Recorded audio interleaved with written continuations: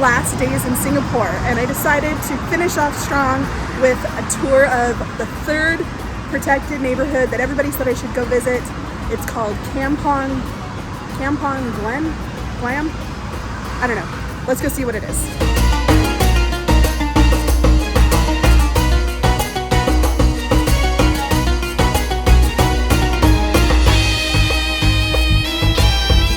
Cool thing we learned is that the name Kampong Glam translates to village of a specific kind of tree that we'll go see. And it's an area in Singapore back in the 1800s when Muslim pilgrims would come on their pilgrimage to Mecca. It would be a stopover point. They all congregated in this one area by this river that we were just at. And so that's how it kind of became like the Muslim quarter of Singapore.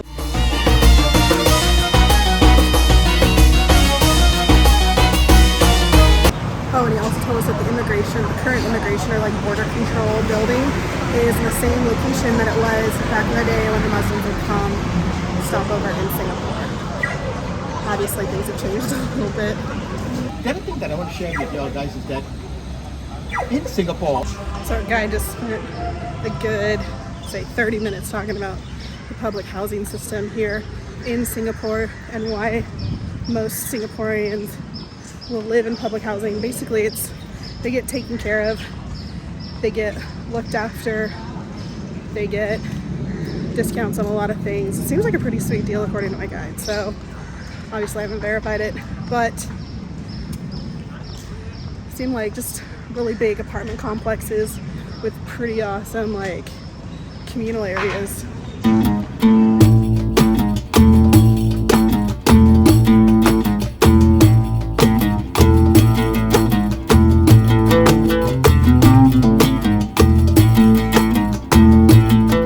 Esplanade, or if some of y'all have gone to our Marina Bay Financial Center, downtown, is all sea. Reclaimed land is the tree that they would use when the ships come here and they have got water leakage. Alright, so it's that's how old these trees are and very durable. Take some of the dried leaves and rub it against your palm. You'll be able to smell something very interesting. Behind you, this is the Glam tree, and they are all native to Singapore. They're super old, and the bark is like really soft. Our guide was saying that when the ships would come in and they'd have leaks, they would come and they would rip a part of the tree off and then shove it in to use it as a plug, and it worked because it was so soft. It would just fill in all the gaps.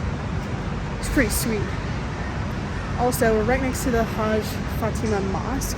She was a really cool person who ended up, after a fire, she donated her house and then turned it into a mosque.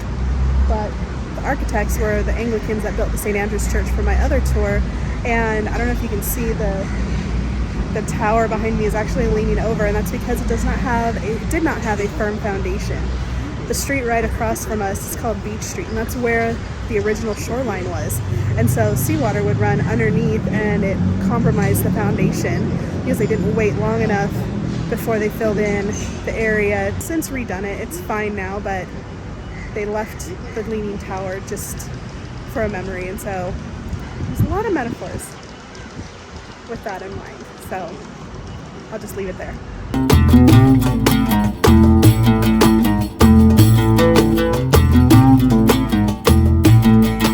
So our guide is also a chef, and so he took us to this entrance to the neighborhood, and he's like, don't eat at any of these places, they're for tourists. Let me show you where to go. And so he's taking us by one place, and he'll tell us about another later. But I love this. I love getting, especially from a chef, like he knows food. He knows what's good and what's not, so this is invaluable.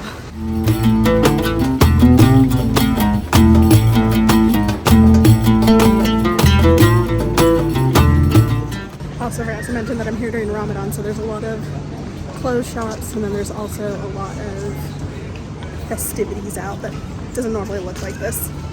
So unfortunately the mosque is closed right now. We got here a little too late, so here are some pretty pictures of the outside.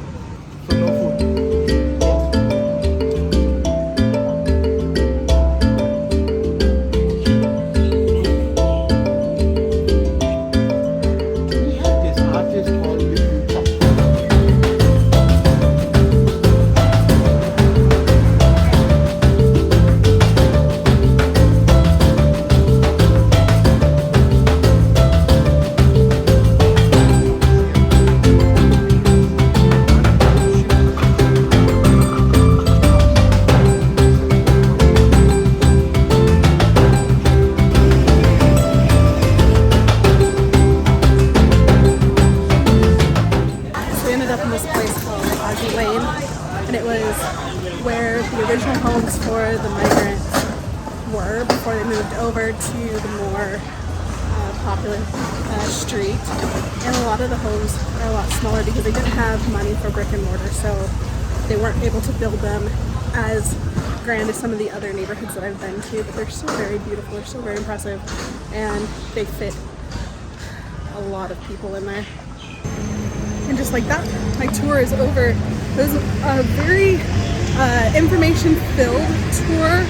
I wouldn't say it was one of my favorites. Our tour guide spoke very slowly with a very thick accent. It was very nice and very knowledgeable. But it ended up being more of a history of the Singapore government and how it governs its people than I'd say about the area that I was interested in learning about. I obviously learned a lot about Kampong Glam, and it's a really interesting and unique neighborhood. But I'm